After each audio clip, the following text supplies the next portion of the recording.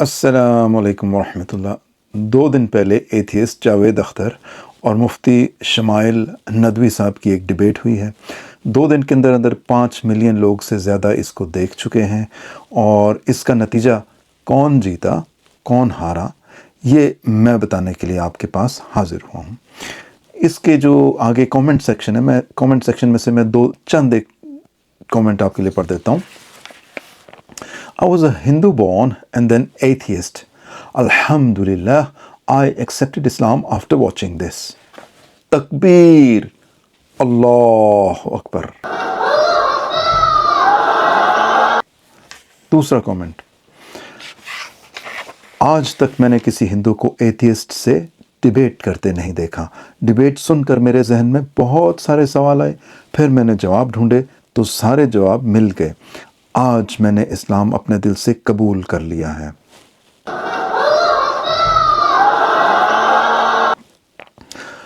अब मेरे लिए बहुत मुश्किलें होने वाली हैं। आज ही मेरे घर वाले मेरे ख़िलाफ़ हो गए, लेकिन मुझे फ़र्क नहीं पड़ता। मैं अपने माँ बाप की वैसे ही इज़्ज़त करूँगा जैसे पहले करता था। मुफ्ती साहब, मेरी आंखें खोलने के लिए शुक्रिया।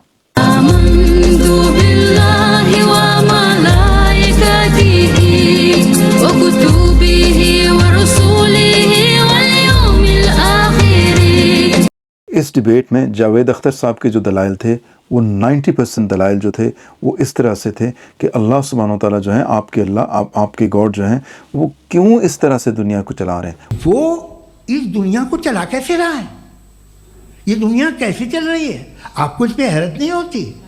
या क़यामत के बाद कभी एक जस्टिस होगा, जब ये बच्चा मर चुका होगा जिसकी धज्जियाँ उड़ गई बम से, इसको इंसाफ मिलेगा तब।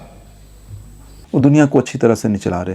गाज़ा में क्या हो रहा है, लोग बच्चे मर रहे हैं, कितने कितने क्राइम्स दुनिया में जुराइम हो रहे हैं, कितनी कितनी नाइंसाफ़ियाँ हो रही हैं। और अल्लाह सुब्हानो तआला जो है, अल्लाह जो है गॉड, अगर वो एग्जिस्ट करते हैं तो उनको ठीक क्यों नहीं करते, नाइंसाफ़ियाँ क्यों होने देते हैं, इनको रोकते क्यों नहीं हैं, इंसाफ कायम क्यों नहीं करते हैं। तो 90% डिबेट जो है वो जावेद अख्तर साहब की इस बात पे थी। मुफ्ती शमाइल साहब ने जिस तरीके से उनका जवाब दिया वो काबिल तहसीन है, माशाल्लाह, बहुत अच्छा।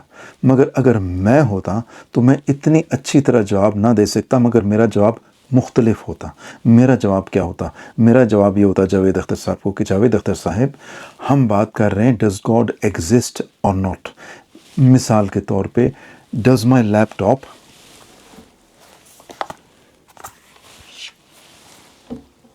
एग्जिस्ट और नॉट।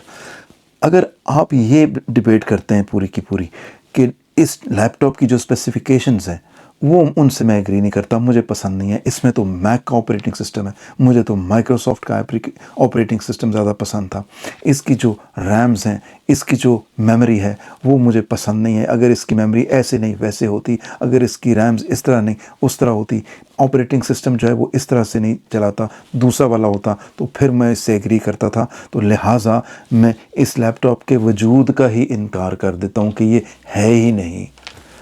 भाई, जब आपने इसकी चीज़ों पे आपने तनकीद की तो इसका मतलब है कि आपने इस लैपटॉप के वजूद को तस्लीम कर लिया है। तो अगर मैं ये होता मुफ्ती शमाइल साहब की जगह, तो मैं ये कहता कि जावेद अख्तर साहब, आप कहते हैं कि अल्लाह सुब्हानो तआला को दुनिया इस तरह से नहीं, इस तरह से चला रहे हैं, इससे मैं एग्री नहीं हूँ, उस तरह से चलानी चाहिए थी, नाइंसाफ़ियों का ख़ात्मा करना चाहिए था।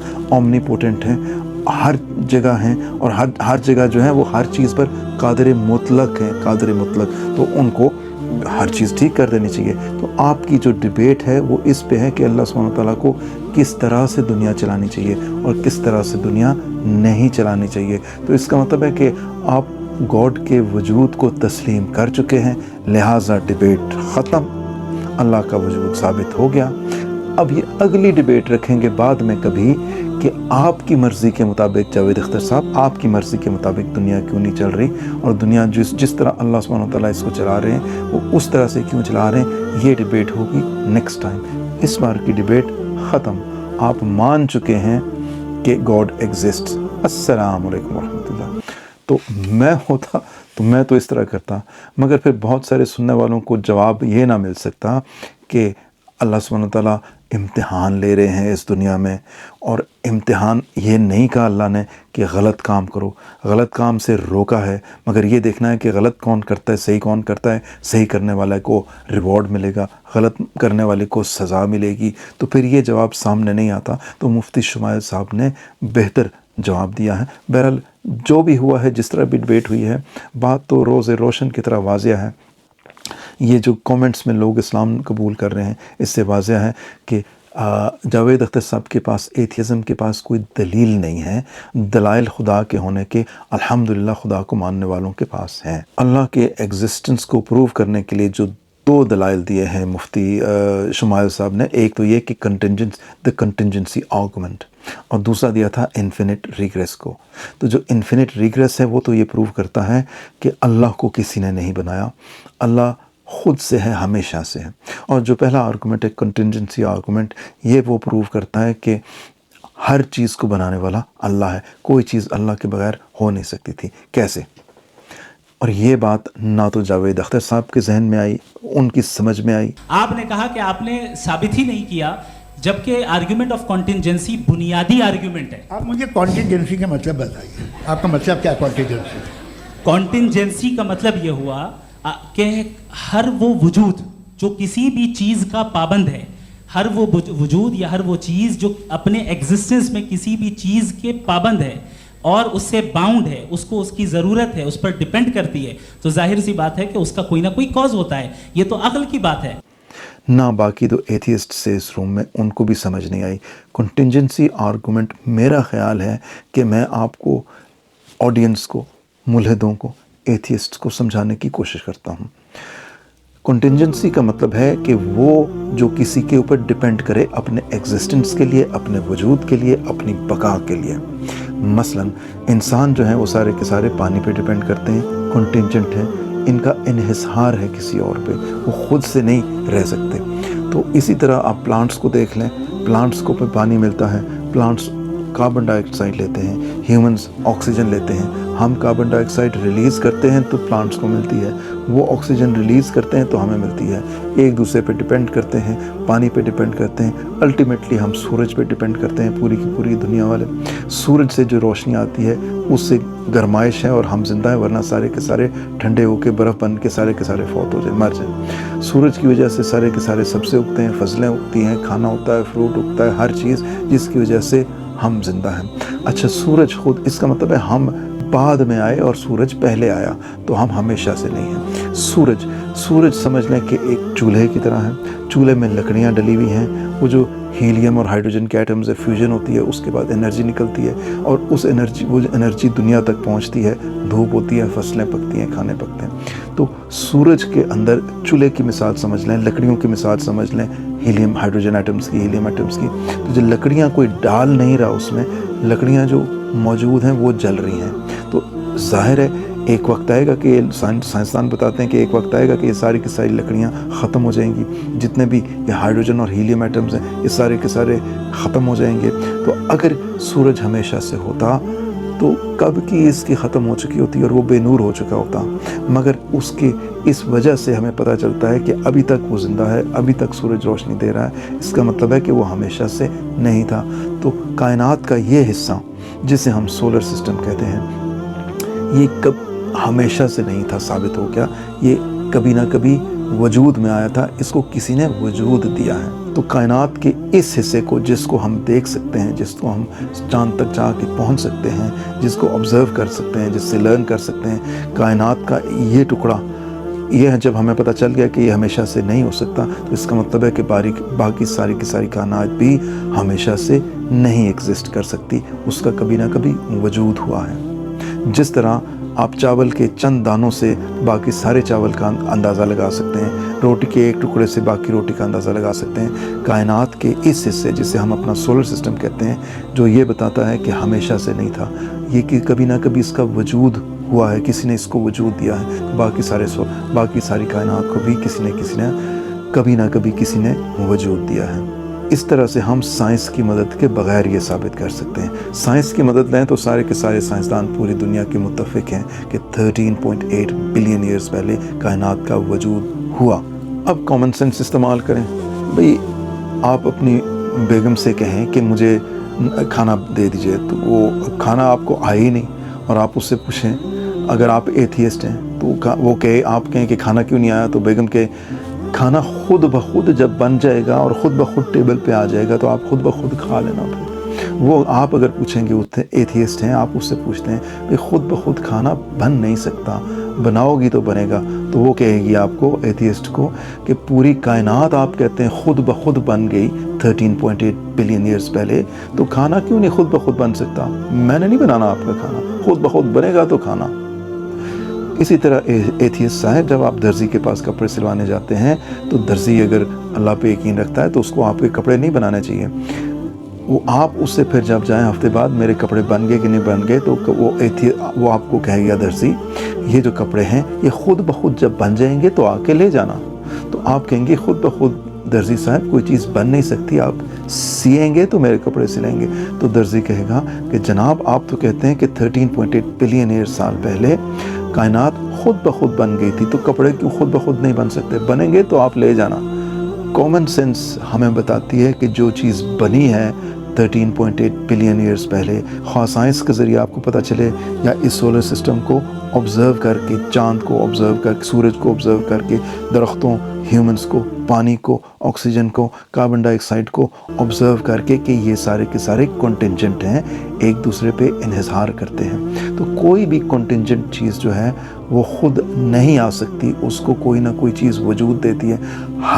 اگر اس کائنات کی اگر ہر وجود کنٹینجنٹ ہی ہوگا، یعنی کہ وہ خود سے آ نہیں سکتا، تو اس کا مطلب ہے کوئی چیز کبھی بھی وجود میں آ ہی نہیں سکتی، کیونکہ ان کو وجود دینے والا کوئی نہیں ہے۔ تو اس کا مطلب ہے کوئی ایک نہ ایک تو ہوگا جو کنٹینجنٹ نہیں، جو بے نیاز ہے، جو کسی پہ ڈیپینڈ نہیں کرتا، جو خود سے ہے، اور وہ ہے اللہ سبحانہ و تعالیٰ، کریٹر، گاڈ۔ کیونکہ اگر گاڈ نہیں، خود سے نہیں، تو باقی ساری چیزیں تو کنٹینجنٹ ہیں، ایک دوسرے پہ انحصار کرتی ہیں، وہ وجود پا ہی نہیں سکتی جب تک کہ ان کو کوئی نیسسری ایگزسٹنس، یعنی کہ جس کا خود سے وجود ہو، ہمیشہ سے وجود ہو، جب تک وہ وجود نہ دے تو وہ وجود میں آ نہیں سکتی۔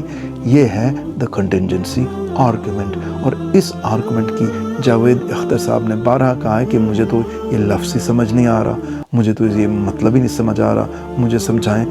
مفتی شمائل صاحب نے سمجھانے کی بڑی کوشش کی مگر ان کی سمجھ میں نہیں آئی۔ السلام علیکم ورحمۃ اللہ۔ Whenever you try to use the cosmological argument to prove to atheists that God exists, they respond with the question that if everything that exists requires a creator, then who created God? How would you respond to that? There are two types of existences. One is contingent existence and one is necessary existence. Contingent existence means that you need some other cause, some other reason to come into existence, and you need other things to keep existing. For example, parents, offsprings, food, water and air. Now, on the other hand, necessary existence means that your existence does not depend upon anybody or anything else. So, necessary existence is timeless, spaceless and immaterial. And there is only one necessary existence, and that is God. Okay, so every being must be either contingent or necessary, and since every being cannot be contingent, it follows that there must be a necessary existence which all the contingent beings rely and depend upon. Yes, that's right. Contingent existence, universe and everything inside it has got contingent existence. It depends upon necessary existence to come into existence. Necessary existence is only God, therefore it can be concluded that God created the universe. My question is then, how can you prove that God is uncreated? Well, if the atheist says and insists that God also has contingent existence, okay, let's assume for the sake of argument that existence of God is also contingent. So the God that created the universe, if that God's existence is contingent, it means that God needs to be created. So imagine there's no universe, there's no God, because God needs to be created. So who would create God so that God can create universe? Maybe a second God, God number two. God number two. That's fine, but God number two does not exist as well. So who would create God number 2 then? The third God, God number 3. Third number. So God number 3 does not exist either. So if you keep on going back to to infinite regress, none of the gods exist, because all the gods have got contingent existence. They need somebody else to create them. So if gods have contingent existence, gods cannot exist, universe cannot exist, nothing will exist. But does the universe exist? Yeah. It exists. It means that God that created the universe does not have a contingent existence, but it has necessary existence. That's why everybody and all universe exists. In the Quran, in Surah Ikhlas, it describes Allah as being a Samad, which means the self-sufficient. So by definition, he cannot be dependent or contingent on any other being if he's self-sufficient. And it goes on straight after that to say that he does not beget, nor was he begotten, which follows on from that, because if he was begotten, he would depend on someone else for his existence, whoever begot him. And then it finishes off by saying that there's none comparable to him. So he's the only one with necessary existence, and every other being must not have the trait of necessary existence. Well, this contingency argument settles another issue. Some people claim that Jesus is God, and over here we've seen that. What was the name of the mother of Jesus? Mary. Mary. Okay. So Jesus depended upon his mother to get birth. Existence of Jesus is contingent, not necessary. It means that Jesus is not God.